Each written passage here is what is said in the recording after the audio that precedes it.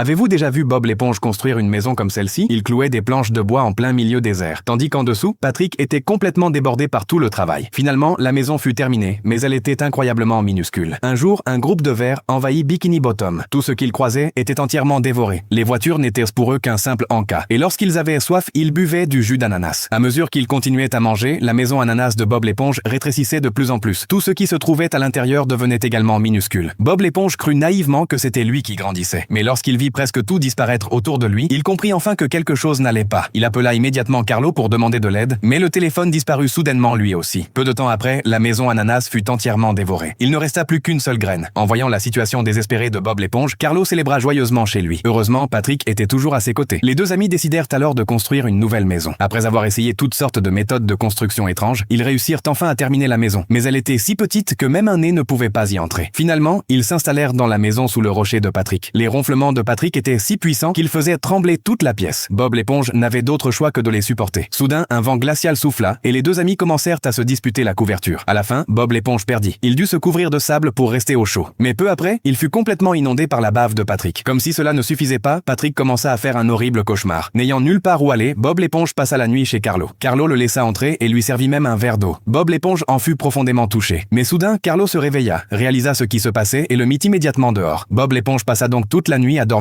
dehors. Le lendemain matin, Carlo se réveilla en pleine forme. Il découvrit que Bob l'éponge était parti, ce qui le mit d'excellente humeur. Il alla même jusqu'à l'aider joyeusement à déménager ses affaires. Bob l'éponge retourna à l'endroit où se trouvait autrefois sa maison ananas. Il replanta la graine dans le sol, puis une larme de tristesse coula sur sa joue. La larme s'infiltra dans la terre et atteignit la graine. Ensuite, Bob l'éponge monta dans sa voiture, prêt à faire ses adieux pour toujours. Au moment où la voiture allait démarrer, Patrick s'y accrocha de toutes ses forces, refusant de laisser partir son meilleur ami. Soudain, un énorme tronc surgit du sol. En quelques instants, il se transforma à nouveau en une magnifique maison ananas. Bob l'éponge se précipita à l'intérieur, fou de joie. Enfin, il n'avait plus besoin de partir. Ces retrouvailles, sans qu'il soit nécessaire de dire au revoir, laissèrent à chacun un sentiment profond dans le cœur.